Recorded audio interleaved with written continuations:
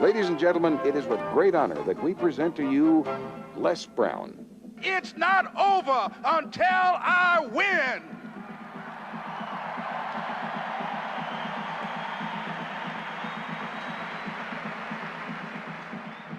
Repeat after me, please. It's possible. I can live my dream. It's necessary. I work on myself. Surround myself with winners. Become creative. It's me. I've got to make it happen. It's not over until I win.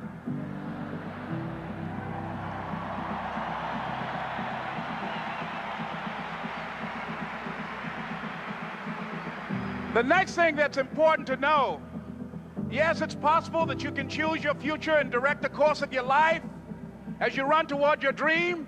It's necessary that you have goals, that you write those goals down, that you plan, that you think constantly of how you can begin to improve what it is that you're doing. If it's your presentations, if it's your recruiting skills, whatever that is, it's also necessary that you look for ways to always find a way to pull it out when everybody else thinks that you're defeated. That you've got to take personal responsibility to know that in order to become successful, you've got to make it your personal business to do it. But the next thing, ladies and gentlemen, I want to share with you that some of you already know that it's hard. It's not easy. It's hard changing your life. It was hard when just over 3 years ago, in the Penobscot building in Detroit, Michigan, where I was operating my business, and I fell on some hard times, and I was sleeping in my office. It was hard coming into the lobby, and the security said, "Excuse me, Mr. Brown, can we see you for a moment?" And I said, "Yes," and I walked up to the counter, and he gave me an envelope. And he said, "Would you mind reading it here?" And I opened the envelope, and the envelope was from management that said, "This is an office tower. It's not a hotel. Please do not sleep in your office." And I said, "Excuse me, sir." I said, "I just work long hours in creating my business. I'm an entrepreneur. And right now things are bad for me, but they're not going to be this way always. And I just asked for the opportunity to continue to operate like I'm doing. I'm not trying to make this my home." And it was hard coming through the lobby. And sometimes they would laugh. There's a guy talking about becoming successful. And look at him. He's bathing in the bathroom upstairs on the 21st floor. He sleeps on the floor. Him and 2 other dreamers up there. Look at him. It was hard, ladies and gentlemen, coming to speak to people. And I was facing financial difficulties in my own life. I was behind on my bills and my dreams, and I'm saying to them, you can live your dream. It was hard, ladies and gentlemen. It was very difficult to pick myself up each day believing that I could do it. There were times that I doubted myself. I said, "God, why is this happening to me? I'm just trying to take care of my children and my mother. I'm not trying to steal or rob from anybody. Why did this have to happen to me?" It was very hard. And here's what I want to say to you. For those of you that have experienced some hardships, don't give up on your dream. No one could have convinced me by holding on, by continuing to push forward, by continuing to run toward my dream, that one day I would have my own talk show. It's a long shot, ladies and gentlemen, from Liberty City, an abandoned building on a floor, never knowing my mother or father. It's a long shot. Being here with you today in this dome in Atlanta, it's a long shot. No college training, labeled educable, mentally retarded, but I kept running toward my dream.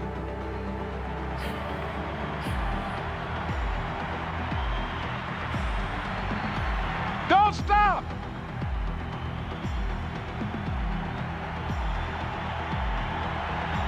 Don't stop.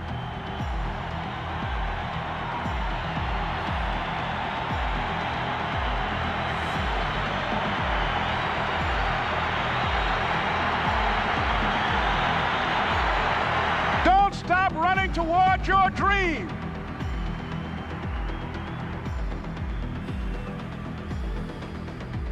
It's very important as you hold on to that dream.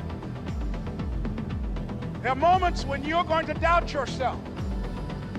There are rough times are going to come, but they have not come to stay. They have come to pass. It's very important for you to know that. Don't say I'm having a bad day. Say I'm having a character building day.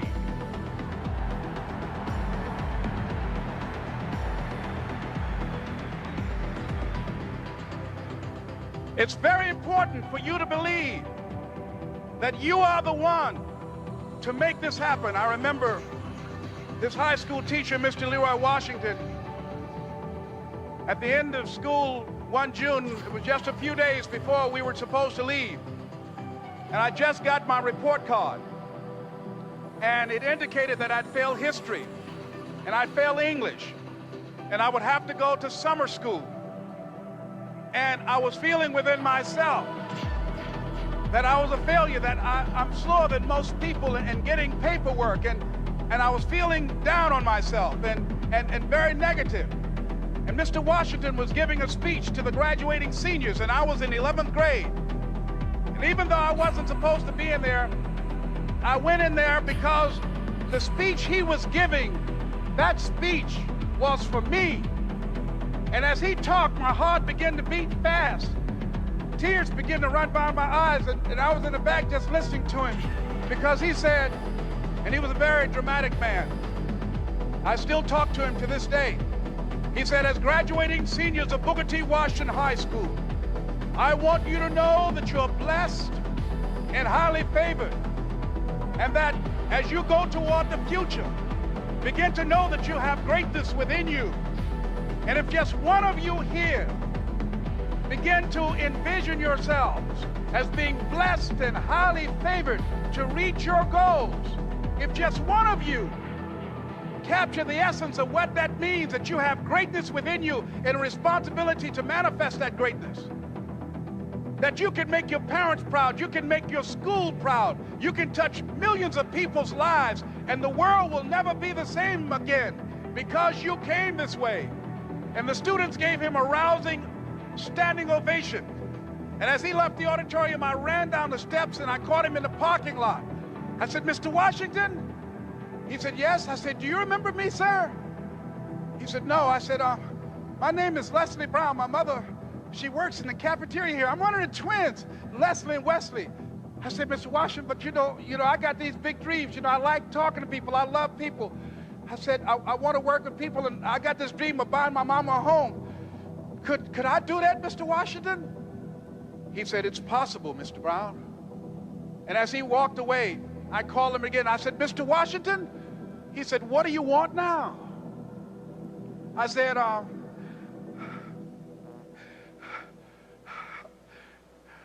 I'm the one, sir.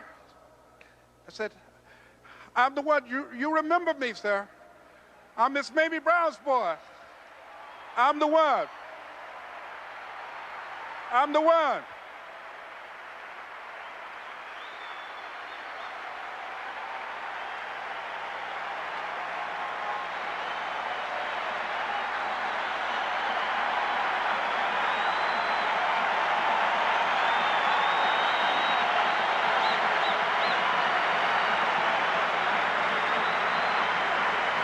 And you must feel that that's why you're here, because you are the one. And I remember when PBS first played one of my specials called You Deserve, one Sunday afternoon in Miami, Florida. I had some friends call him to tell him to tune in. And he watched the program. He called me in Detroit, and I answered the phone. And I said, hello. He said, may I speak to Les Brown, please? I said, who's calling? He said, you know who this is. I said, oh, Mr. Washington, it's you. He said, you were the one, weren't you? I said, yes, sir. He said, and you were so crazy. I said, I know, but I'm rich now.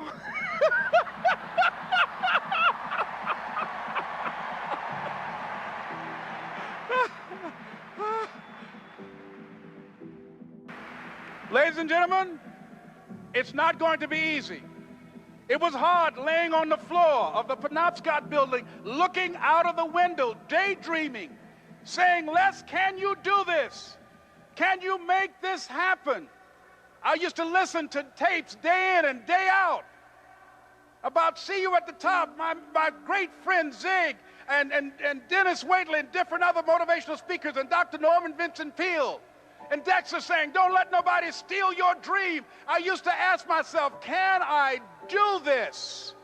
And something said within me, you're the one. You're the one. And let me tell you something, ladies and gentlemen. While you're here, and before you go back home to your respective cities and communities, write down at least 5 reasons on why you deserve your dream, on why you won't give up, what's going to make you unstoppable, why you must be unreasonable, because logical, practical thinking says you can't do it today. But if you want to produce unreasonable results in your life, like living your dream and taking charge of your destiny, you've got to be an unreasonable person. You've got to be an uncommon person. So write down the reasons of why you're here. My first major goal was to buy my mother a home. And let me tell you something, ladies and gentlemen. What will reasons do, Les? Nietzsche said, if you know the why for doing, you can endure almost anyhow. What do you mean by that? If you know why you're doing something, when the hard times come, and they're going to come, when the disappointments and the rejections come, and they're going to come by the truckloads, your reasons will be your rod and staff to comfort you, to pick you up. Once again, I got a saying on one of my tapes, if life knocks you down, try and land on your back, because if you can look up, you can get up. Let your reasons get you back up.